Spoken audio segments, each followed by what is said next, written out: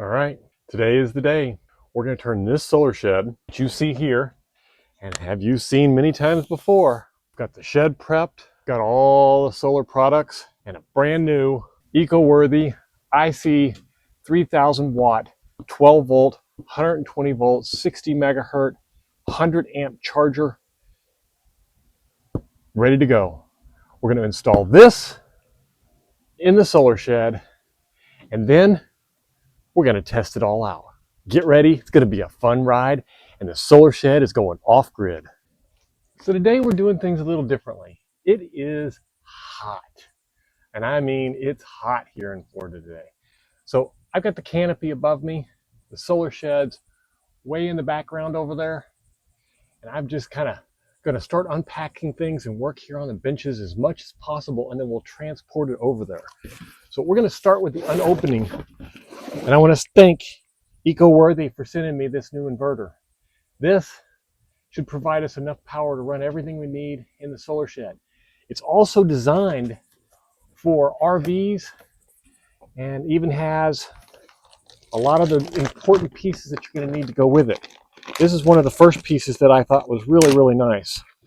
Now, as you can see here, these wires, that's a charging wire, but these wires are not small. They did a really nice job of sending good quality battery cables. These are not underrated. The lugs are nice sized. The battery cables are nice. The finishings are nice. They did a really, really good job on these. And so that's actually really nice. They've also got some protective muffins and stuff for everything. So that's great. Then we have the actual inverter. Now, let's talk a little bit about the inverter. Get it out of the box here. It's a pretty simple packaging. There isn't anything super fancy about it, but you can see here, it's, I don't know, 25, 26 pounds. But it's not too heavy. But it's 3,000 watts, 6,000 watts of surge, and 12 volt DC, which was important because I want to build a 12 volt system for the solar shed this time. So it operates between battery voltage rating between 10.5 volts and 16.5. So it should handle lithium batteries perfectly. Shouldn't have any problems there. 60 hertz, 120 volt AC output. Nice input frequency is input frequency. So this is the nice thing about this is it's an RV rated, mobile rated certifications here in the US and in Canada. And I will put the specs from that, run it down the screen here, out of the manual. I remember reading it, but I don't have it with me. But they include the cable for charging. So the nice thing is you can plug this into an RV. And when you pull into an RV park, your system switches over to run off of the grid. And when you pull out, it switches back. Now it has a 30 millisecond switch rate between being on the battery and being on the grid. So it's a little slow there. It could be a little bit faster had they got it down to 10 milliseconds. You probably wouldn't notice it on any devices. So there might be some devices, alarm clocks or things like that that are, that reset and start over. For the most part, most items will handle 30 milliseconds okay, but you're not going to have that on every device. You're going to find that some of them are going to reset a little bit. You might see a little bit of flickering in LED lights if your LED lights aren't already running off a 12 volt directly, which in most RVs they would be. But this is marine grade, mobile grade certified. So that's the nice thing. It's not too overly heavy, but it is a 12 volt, 3,000 watt, 100 amp charger. Now, keep in mind, it's only AC charging. It does not have PV charging in it. So when we get to the point where we're doing the solar setup itself, we will still need to hook up the Victron charger to take care of that part of it to hook the PV to. but that's okay. It's still a great choice for RVs because it allows you to get a marine grade charger that provides all of the bad bypass information and switches you need to run your 30 amp RV off of. And then it provides enough power that when you're off grid, you won't even know you're off grid. So it's fantastic from that perspective. Now, how it operates, that we yet to know, but we will find out. We'll do some testing on this thing and understand how it works. So going back to the specs here, we are, it operates basically in the 10.5 to 16.5 range. It has DC output range, gel flooded, AGM, lithium battery, pure sine wave, and it is pure sine wave, which is nice because then you don't have to worry about dirty power or anything like that. So it seems to be pretty simple. Now let's talk about the connections here on the bottom. I just need to push this camera down just a little bit more so you can see it a little bit more clearly here. So as you can see here, one of the nicest features I like about it is it comes with a built-in outlet here. So if your RV or whatnot is just plugged in, you can plug it into this 20 amp AV outlet. Now with 20 amps, you're not going to be able to pull the full 3,000 watts. So don't be mistaken that you can just plug your RV in here and get everything out of it. You will need to go with the input from the AC input from here. So let's find a screwdriver and let's take these covers off so that we can see how these things hook up. I'm just going to grab a couple of screwdrivers here. All right. And like I said, I apologize for the ad hocness of this today, but it being so hot outside, I just wasn't going to work out there in that sun while we did all this. There was no reason for it. All right, so we just take this off, and I got to be careful not to drop anything in this deck here, or it just disappears. Okay, so that's not too simple. That's not too bad. Let me see if I can get you a good view of that. So basically, what this is, you can see from it, is the wires run in here. It's got neutral and a line, neutral and a line. This side over here is for your AC input, and these two over here are for your AC output. So we'll be able to run an AC output. Now I've got a really cool box that we're going to use for that so that we can show the distribution box. Now in most cases you'd probably run that directly to using 8/0 wire. You could probably run that directly to your RV fuse box and have the plug run in here. So the electrical diagram that which you would want for this is that the grid plug comes in from where the RV is currently connected, comes in and goes into the AC input, connects here, and then the AC output goes from here to the breaker box in your RV.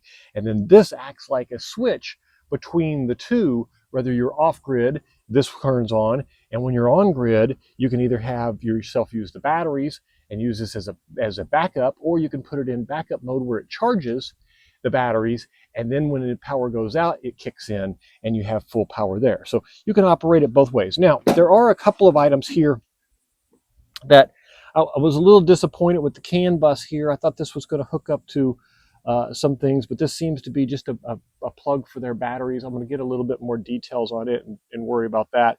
There's a programming port here for the USB, and there's a couple of things for the remote and remote screen and stuff. These here are for the connections to the battery terminals. And as you can see, these wires being beefy enough to actually support these properly, which is nice. Thank you for providing good enough sized wires to where we feel comfortable running it. These are definitely able to support the wattage that it would come through there. And as you can see, that's pretty decently done there. This will run directly down to the batteries. And there we go. Let's see if I can get that loosened. But either way, as you can see, it's quite a simple device. It only has a couple of connections, one to the battery, one to the AC in for AC charging or bypass mode, one for AC out to run your AC devices, or you can simply just run it through the wall plug here. Now, if you run it through the wall plug, this is a 20 amp plug. You will not get the full 3,000 watts out of a 20 amp plug. AC 120 at 20 amps is only 2,400 watts. So you wouldn't be able to pull everything out of this, and you probably wouldn't want to anyway. But, and you've also got a reset button there. The screen here, we'll go over that when we get it hooked up, but this is a good little device. And grounding here, they specify in the manual that on grounding on this one, that you need to pay, that this needs to be grounded to in your RV system, it should be grounded to the frame of the automobile. That's true with the boat. There is a common grounding bus bar that it goes to. And so that's where you would ground it on a boat and in the RV there. Now, one of the downsides I see here is this, it doesn't have any IP 65 ratings or anything like that. So it is strictly rated for inside use. That makes it a little bit difficult to use in some RV situations and in some, especially in some boating situations. But it certainly will work. You just have to be more careful with where you put it and how you put it there. All right. And these little booties cover those connections up so that those wires go through there nice and clean, and you don't have to worry about accidentally getting something on. Oh, it's got little clips here at the base of them too to hold them on, which is kind of nice. All right, that way you don't have to worry about those just pulling off. So that is the basics of the unit that we're hooking up for the inverter and the inverter charger to demonstrate how this would be used in an RV system. But we are going to convert the solar shed because it is also perfect for a solar shed. The only downside that I have seen with it as far as a solar shed or an RV or anything of that nature is that its heat rating is extremely low. It only can withstand up to 105 degrees, and the solar shed is not going to be happy with that. So we will have to hook this up in some kind of way where we can get a fan on it or something along those natures to be able to manage that heat.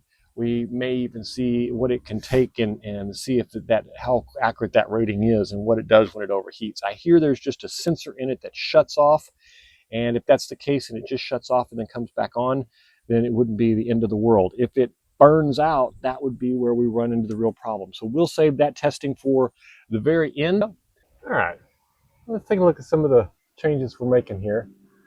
See if we can get you a view of them.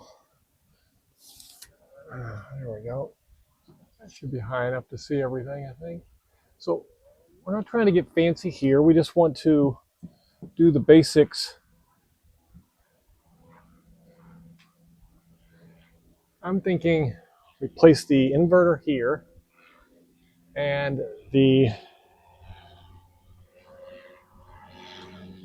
we go, charge controller up here.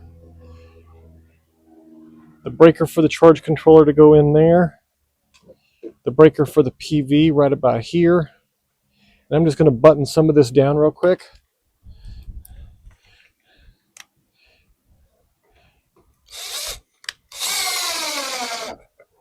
Put one in there. Give me my bit back.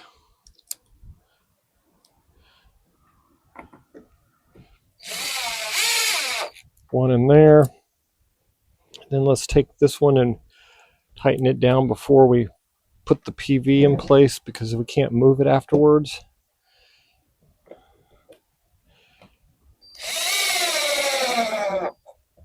One there.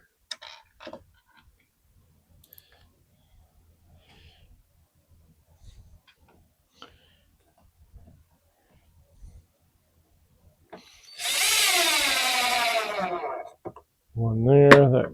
That puts this in a nice tight place. Then we can turn this to where it's straight up and down like it should be.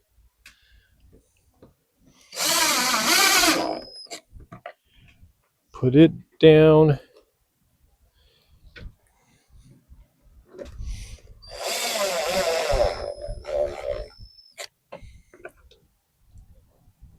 All right, now as you know, this is a 12-volt system, meaning this MPPT is only 20 amps. So it will charge very slowly because it's only going to charge at 240 watts. And that's okay.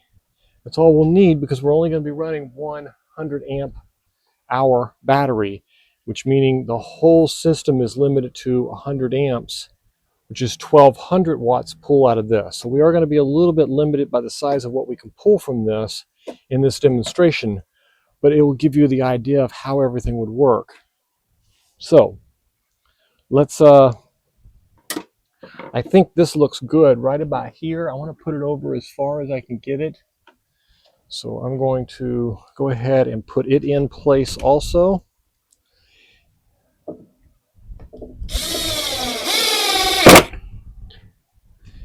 I'm only putting 2 screws in each of these because I'm not going to be moving this around. It's just a temporary workspace to get everything set up. Okay, now the positive, we want to go through a breaker to ensure that we don't have any problems on the positive side. So here's what I'm going to do. We're going to take the positive, and I want to take the positive wire from here and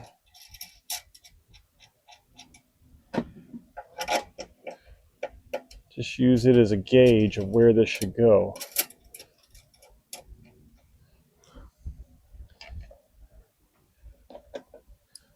We'll come back and tighten these all with to spec, but I just want to get it to where I know where everything needs to be. So what we'll do is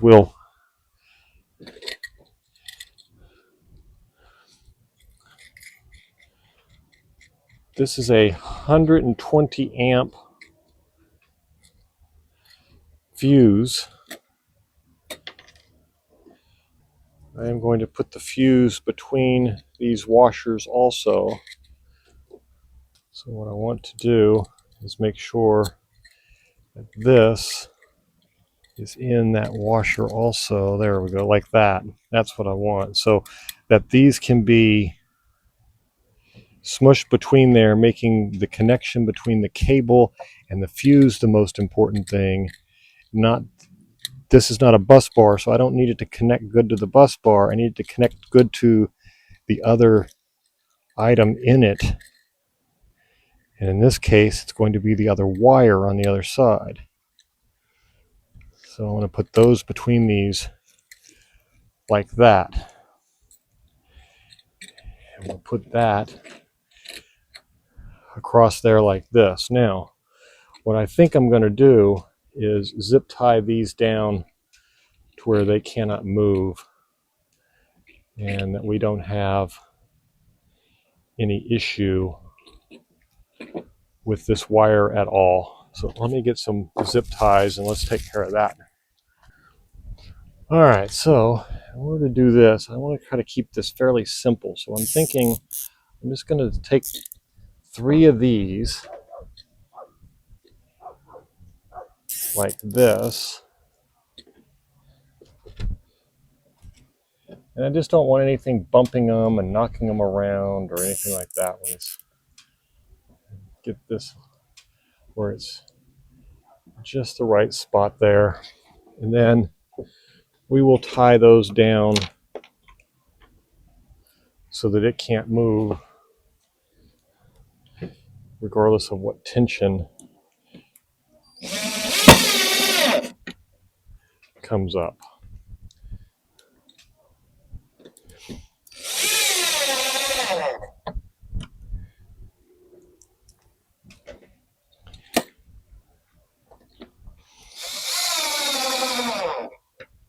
Like that. And then we're going to snip these off, pull them good and tight, snip them off so that cable is held. in place nice and neat. Now this will then need to be tied, buttoned down underneath this fuse, and I probably should have done this before. So what we'll do is we'll take this off, figure out exactly where it needs to be. We'll just move this off to the side to hold those fuses in place. Unlike these big heads, I like these big flaring heads for things like this because they really grab a hold of it, but occasionally you need the small ones like this. So we will switch that since those allow those to countersink in.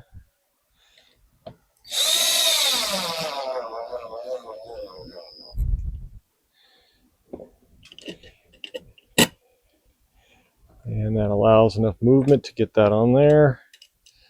Drop this here.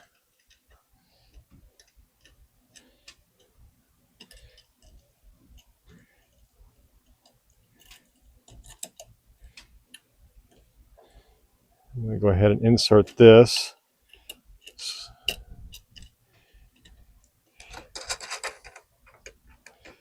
And that will make the best connection here between these two being pressed together, because the bolt is nothing more than a space filler. Some current may flow through it, but the majority of it should flow through from this conductor to this conductor on the fuse, and we will test that with temperature sensitive.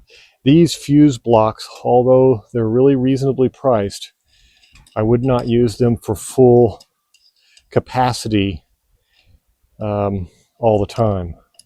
I would go with a better brand, maybe, and I'll include a link down under better items or enhanced items down below for a more expensive marine grade fuse that you could use here, as opposed to this cheapo. This cheapo is great for doing demos like this, but it is not ideal for long-term use. Okay, now we've got that on there. We can hook the other battery cable to it, which will run to the actual battery themselves. Let's just take this off. And this is a nice wire that came with the inverter. It's 1/0. It's good and beefy, and it's got a good long lead on it that'll take us over to the battery. I think I need to zip tie this on also, just to relieve any of that extra stress there. Keep that from causing any trouble. And let's make that go the same way as the other ones. We'll put that on here. And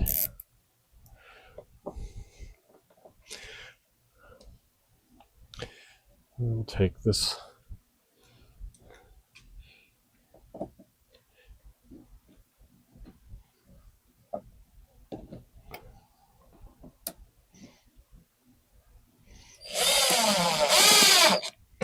Okay. Now we want to clean that up also. We'll move these screws out of the way. Get to the wire clippers. Cut that. And since that lead runs off the table into another place, I think I'm going to double it up just to make sure we don't have a wire pull loose and cause us some serious problems. With this being movable, you got to take extra precautions when you're doing things like this. Otherwise, you end up with really bad things happening. All right. Now, that should keep it from causing any trouble. We can tighten those down with a torque wrench. I missed a place for the lock washer here. I'm not sure if it'll make any difference. It's not in the mechanical hold, but I don't want to leave it off. All right. That's good. That's good. That's good. Now let's work on the black. The black is much easier. I'm going to go straight to the battery with this one. So I'm thinking we come down and around the same way, just like this. And then that will allow those extra length of that cable will allow it to stretch to the far side of the battery, as long as the battery is on this side. The positive is on this side, the negative is on this side, and I stick the battery right behind these. So I'm thinking of taking this and shifting it just like this into the RV, and these will sit right there on top of it. So let's put this here.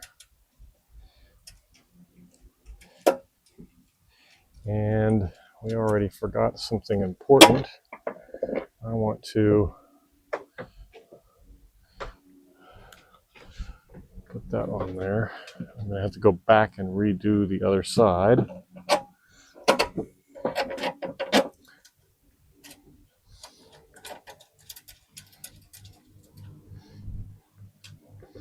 So now we want to do the same thing here. I'm going to tilt that down just a little bit and this one down a little bit, and make sure that this can get up there and cover that without any issue. It looks like it'll be okay. And then we're going to zip tie this out a tiny bit out, so that again we have that tension release and don't have to worry about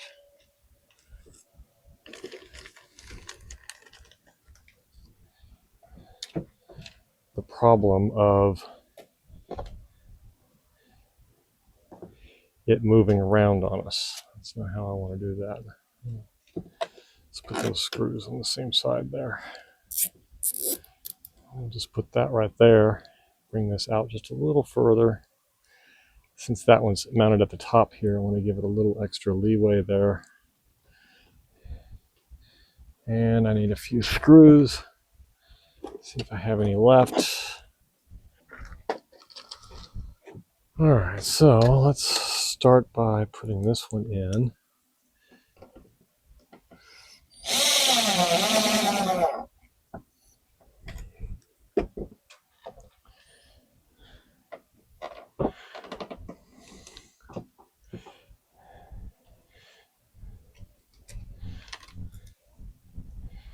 This cable's a bit stiffer than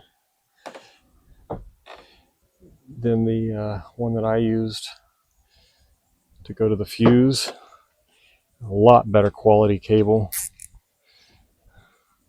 But it is not near as bendable, not near as flexible as the other one.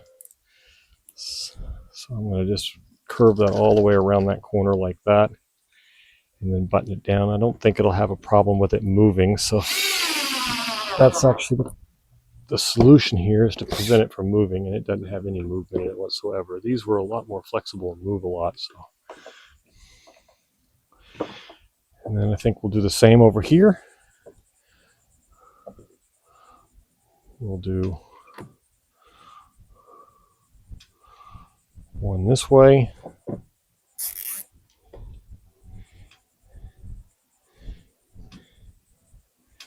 and one this way.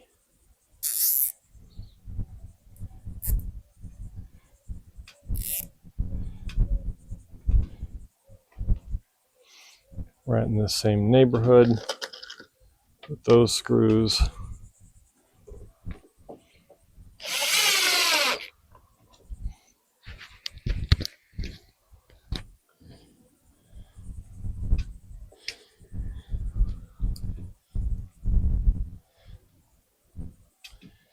And we'll double up on it again, just to keep the wire, when it comes off the table, from not having any stress and having a backup plan to it doing it. The wind caught that one, sorry. Now we will snip these off.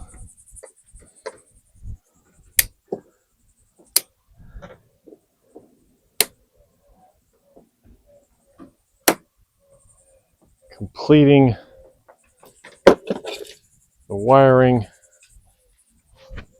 around those, short of not having all of those tensioned or torqued yet. The only thing I have to do still is put this on over here where I forgot it. Inevitably, you're going to forget something. And it's going to be something that haunts you forever. Just stop, take the time, and go back and fix it now.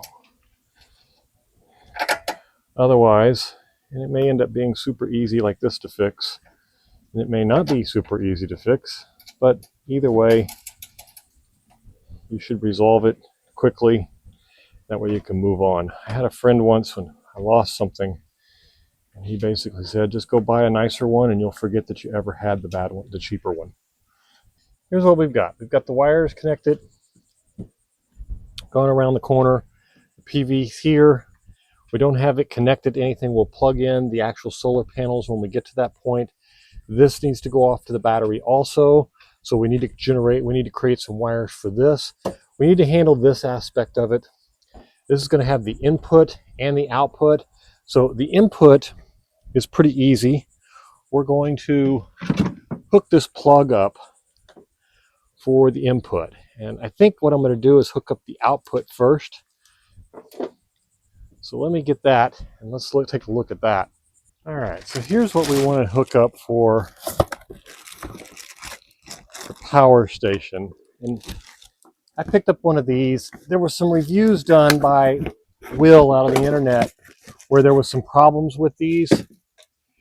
This is one that has been corrected, and I'll show you what he saw as the problem and what they have since corrected. Originally, if you look inside here, you'll see that there is a negative that runs to each of these plugs and a blue wire, which is the positive that runs to each of these plugs. And they had daisy chained these together like they did ground in here, which isn't safe because that would mean that it would support the load of all 4 of the plugs. And I think they had daisy chained 2 together. Either way, this one has been fixed, so it's not a big problem. So all we need to do at this point is find a nice place to mount this on here, and then we will route the power into it. And I'm just going to move these tools over here and these screws into that corner. Get this screwdriver out of the way. And so we know this is going to run the power. So what we can do is we can run it up into there. And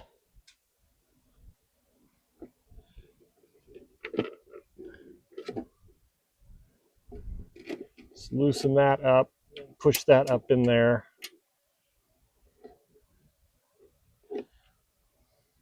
I don't like the way that fits. And let me show you what I mean. So this is a pre-cut piece, and I just don't think they included enough room for this. So this is a pre-cut wire, and the gland is right here. And the wire, if I pull this back where the wires fit into the connectors, then so neutral and line. Let's just see if we can get the neutral and the line in. You know, I don't know if those are in good. Let's just tighten one down. Let's see if it grabs hold of it. It doesn't look like it's far enough in there. It's not. All right, so let's try this again. Let's loosen these up. It's hard to tell from these glands what these outlets in here look like.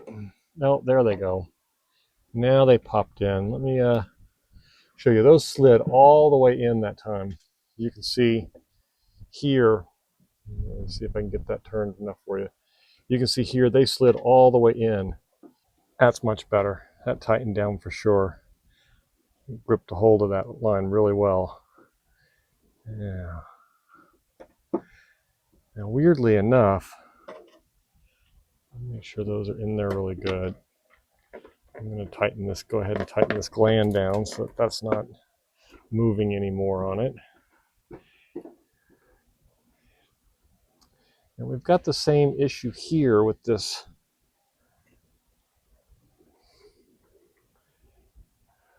the neutral. And I'm not sure exactly what they anticipate you doing with this neutral. Let me just investigate a little bit and see if I can figure that out, because that grounding screw is right there, but this wire is not obviously not made for that grounding screw. And there's one on each side, so I know that's the right spot. And they have the grounding symbol on them. But that would have been nice if that had been, you know, a grounding clamp like over here on the other side. Just a small one of these would have helped quite a bit. Because then that wire could just go in there, we tighten it down, and wire could have just gone in there, we would tighten it down, and that would have solved everything. But instead, we have this screw here and just a loose wire. So we're going to try maybe putting a little connector cap on it, and I can back it up like this, put it up in there, and see if I can get that on there. Give me just a minute, see if I can hunt down a cap for that. All right, so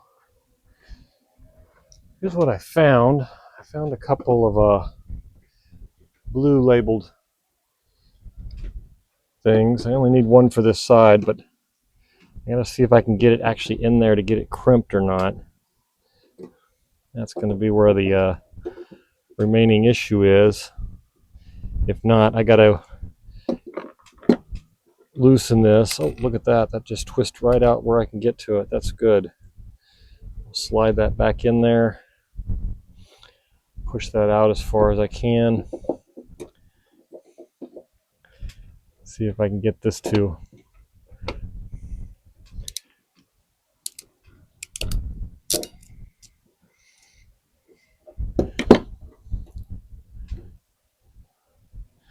well, crimped on, but it didn't crimp on. All right, let's try this again. Let's try it this time without the blue connector, even if we have to do some melting. Oh yeah, that's not going to fit in there. That's the problem. Okay, let's try something else then. All right, so we have the yellow one. It has a bigger hole. Oh yeah, that's definitely the one. Okay. And we'll just turn this way. I'm going to need to loosen this all up, I think, to get enough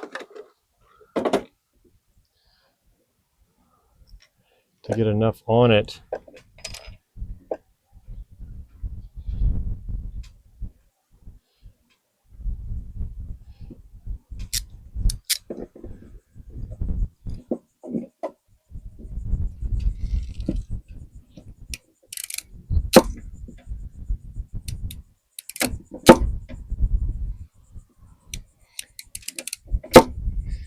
There we go. I crimped that 3 times across that thing pretty well. Let me show you what I mean. So you can see there, crimped 3 times across there. And I should have done that before I put those on. So now it's just a matter of pulling it underneath here and getting it onto that screw. So let's get the all right, so let's get the screw, pull it out.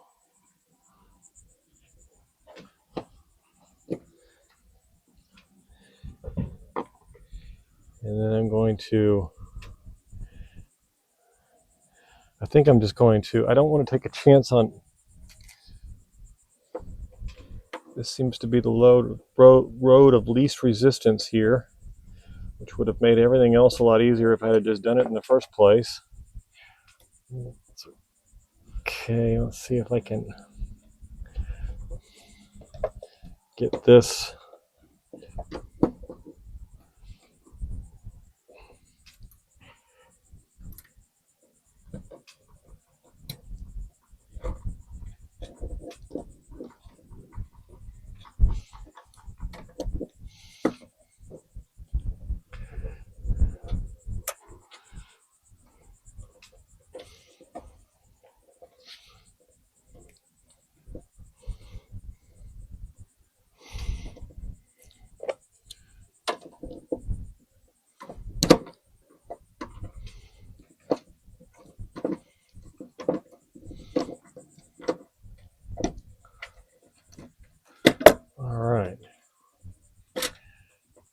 that out just a little bit and twist it around like that. And these two need to go back in, but this needs to be under them. So let me just twist that under them like this. It's a very tight fit. I wish they had made this with a little bit more room. Just a little bit more depth here would have been all the difference in the world. This would make it very difficult for someone who's, especially someone who's new to it and gets in a hurry, doesn't realize you got to tinker and fiddle with all this little things like this. And okay, there's the ground. They get to the point where they just skip things like a grounding screw, and that's never a good thing. So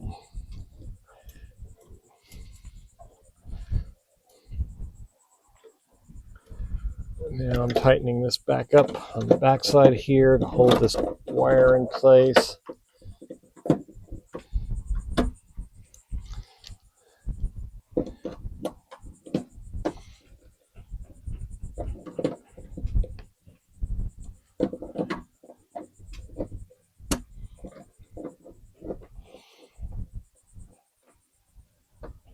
Okay, now we're good and tight there, and that's good and tight. All right, now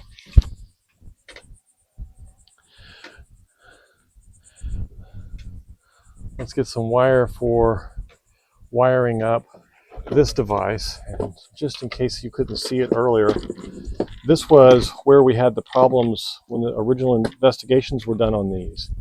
These wires here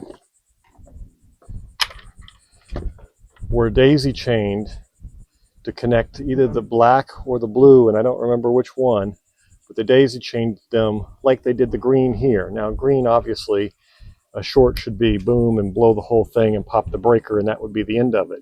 So that wouldn't be a big deal. But when you do that with the power and it's got a constant pull, that meant that that wire needed to support the voltage of all four of the outlets as opposed to just one. That was its original problem. And these wires seem to be large enough to support. So now we're going to take this box, secure it down.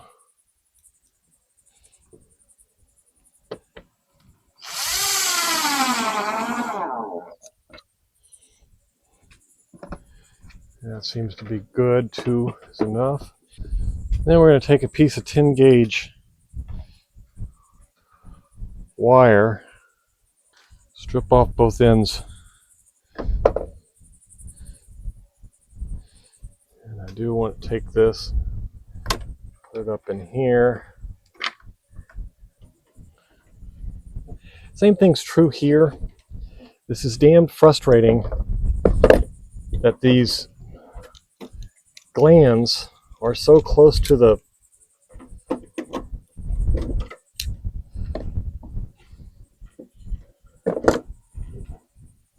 they're so close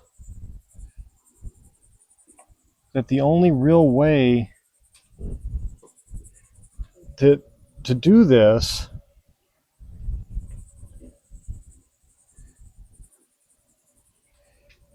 is to take the whole thing apart or take the glands off.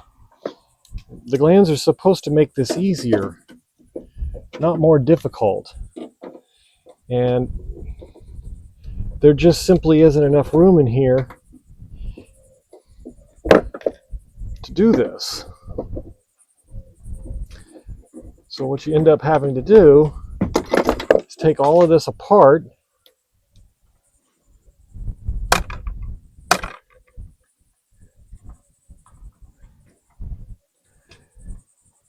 and this gland wasn't really made to be taken apart either. It's kind of rough and toughing it. All right, then we put it back through here and drop this over it. Now, in order to do this, I gotta bend this and make the shape of what I need.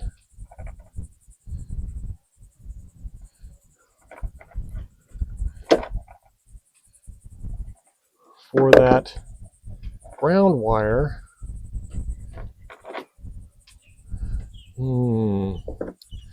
Got to try to get all of these just perfectly lined up so I can just push it on there, because there just is no other way to do it. Just want to make sure both of those go completely in.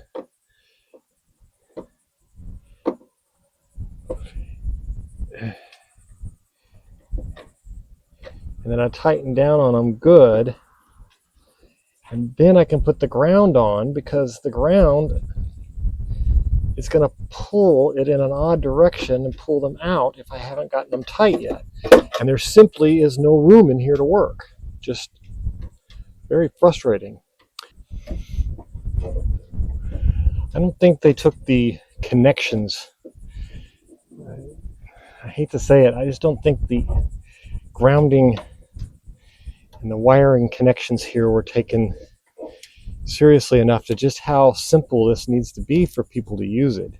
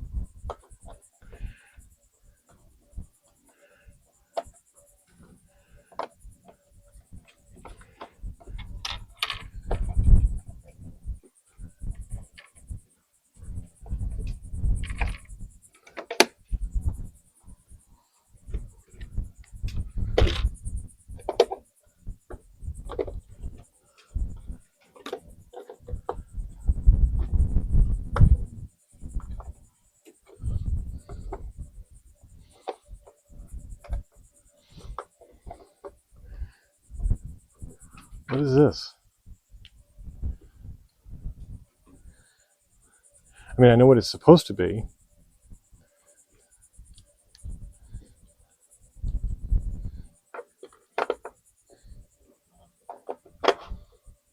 Okay.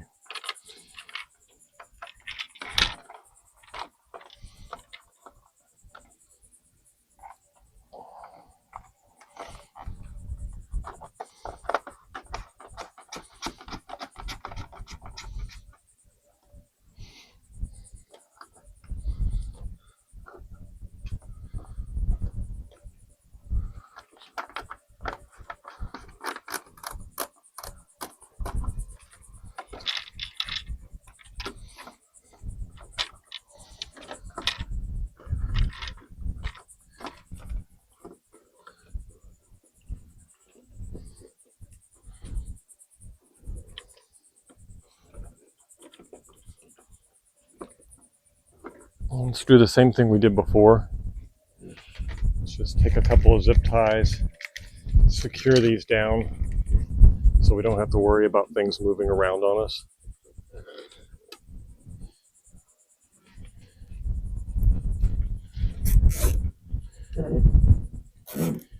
Here.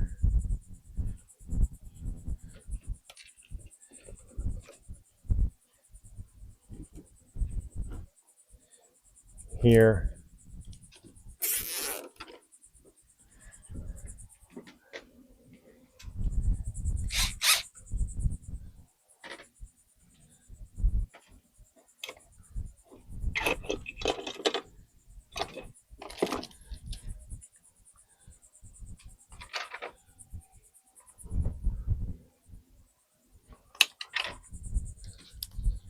Sometimes you gotta go figure out where your drill bits get stuck.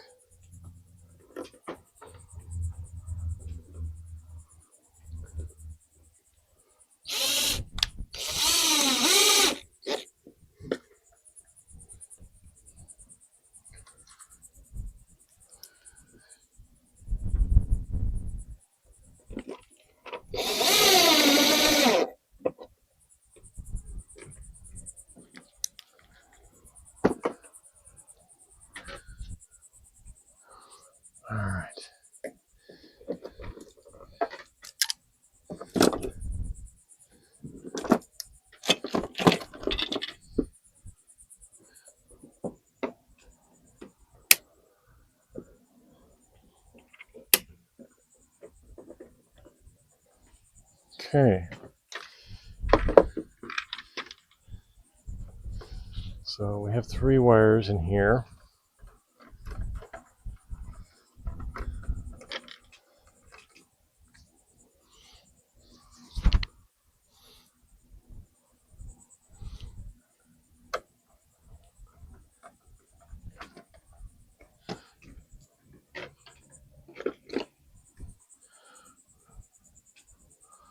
Neutral.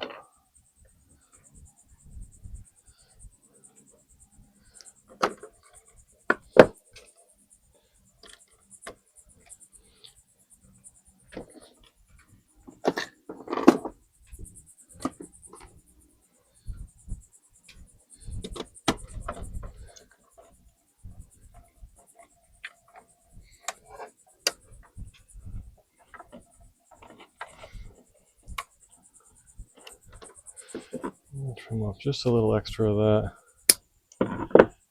Get that to fit all the way in.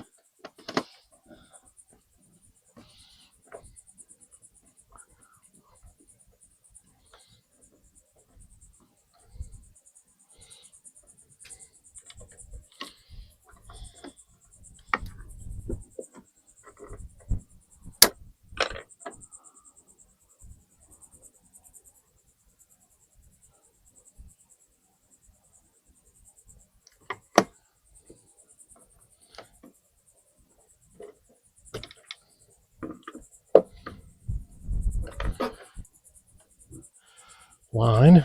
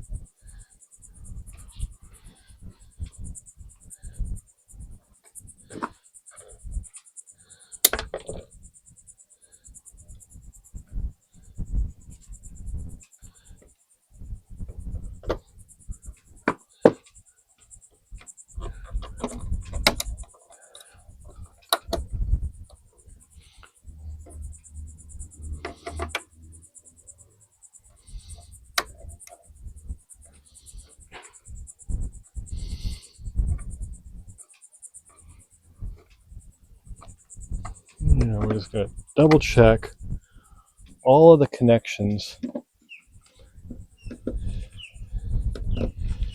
before we move forward.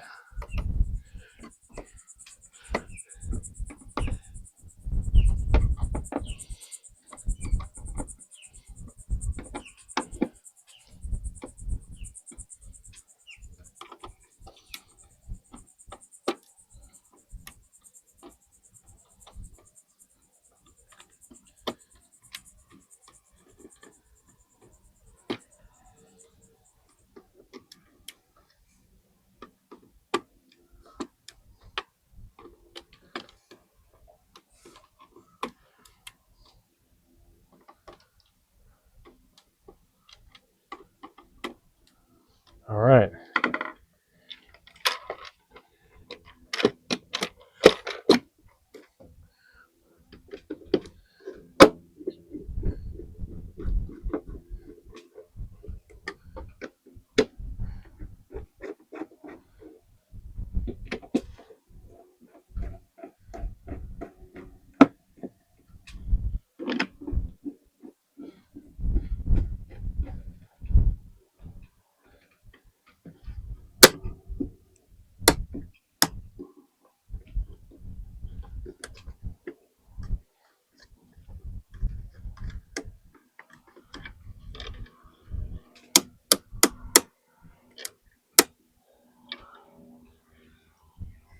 All right.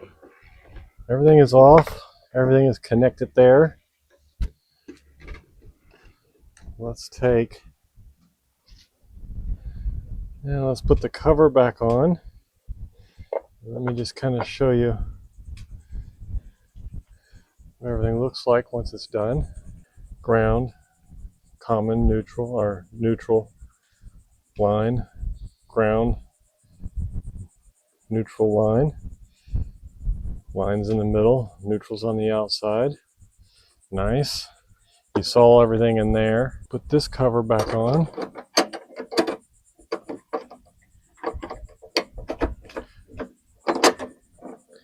The only thing I found that was really frustrating in here is this compartment is simply not big enough. It needs to be wider where you can get in there and you can actually get things connected correctly. Otherwise, if you're working on this and you're frustrated, don't take shortcuts, because those grounding wires and those wires there can cause you a lot of trouble if you don't get them right. Okay. Everything there is good. Now we just need to test some connections.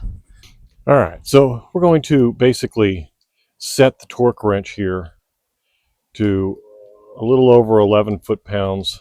I'm going to say 11.2. And then I'm going to show you exactly how you basically, you just twist this until it beeps at you. And it's pretty obvious when it does it that you're done. So you'll hear it as we tighten this up. So here I'm going to take this torque wrench here. I'm going to back this camera up a little bit so you get a good view of it. And we just start to tighten. I'm going to hold this cable straight so that it's sticking straight out so that that protective cup can go on there. You hear it starting to beep. I'll move this microphone down there so you can hear it. That means that it's tight. And I'm going to just twist it a little bit and do it one more time.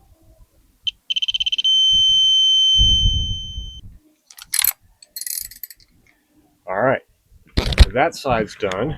Then we're going to flip over to the other side. And you want to make sure that you turn all the power off when you do this, because you can see how easily you can slip when you're on that. And you don't want to slip and short something out. And this one is also tight. We move this cap up and on there. And that's all there is to the torquing. You just need to make sure you torque every screw, every nut, depending on the torque wrench you want and the torque wrench you use. That'll ensure that everything works the way it's supposed to and that you don't have any loose connections. All right. This is the system that we are going to be using for the solar shed. And it is, other than the solar panels being hooked up here, which won't get done until we get over to the solar shed itself, everything else is all hooked up and ready to go. The inverter is here. The AC has breakers. The DC has fuses. The PV is over on this side here, and we have hooked up a Victron 100/20, the 20 amps of output to our 12-volt battery, so it'll be 240 watts of solar panel. We have a shut-off going to the batteries for charging, and we have a shut-off coming in from the PV, which we will do. Next, we will move this over to the solar shed, and we plan on mounting it right in this area along this wall. And as you can see, the PV is here. Now we have much more PV coming in here than is needed. This is the full solar shed. So we will reroute one of these connections, one of these 4 that come in from the top of the solar shed, to our system here, and we will leave the rest going over to the RV until we determine what we want to do next. And as we get into larger systems, we may want to move more and more of this solar into them. But we're starting with this 12-volt system, and we will put that right here. And on the next video, you will see me moving it over there, and we will take this solar system to the next level and start testing it.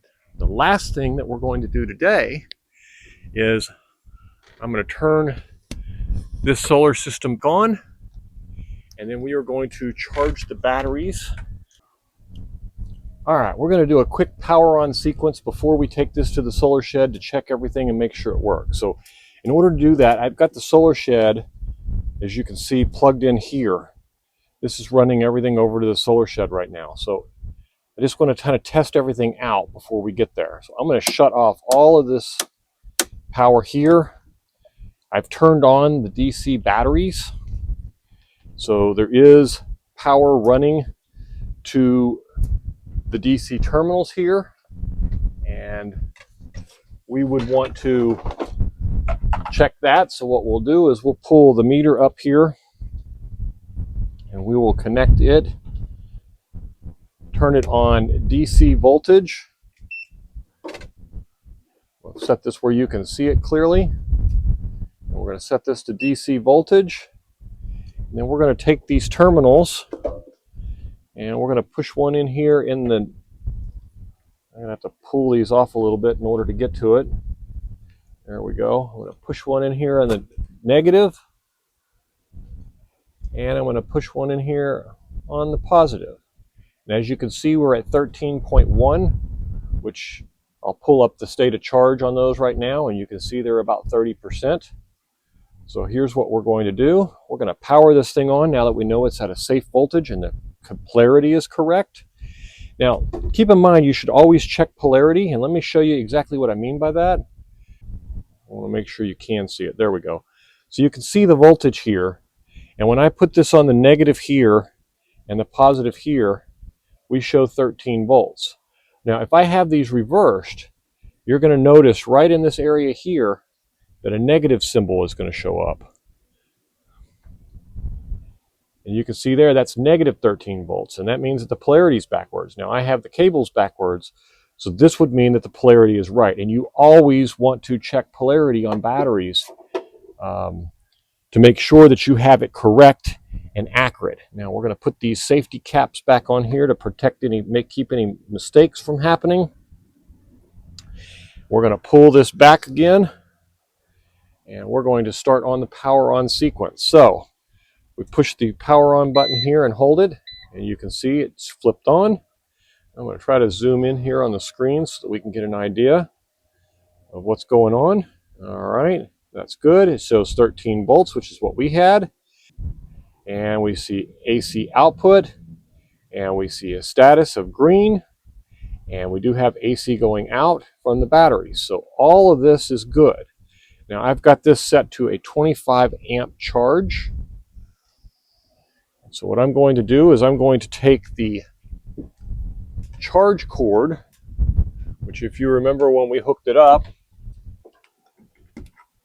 was just a simple wall outlet that we connected to it. And I'm going to plug it in.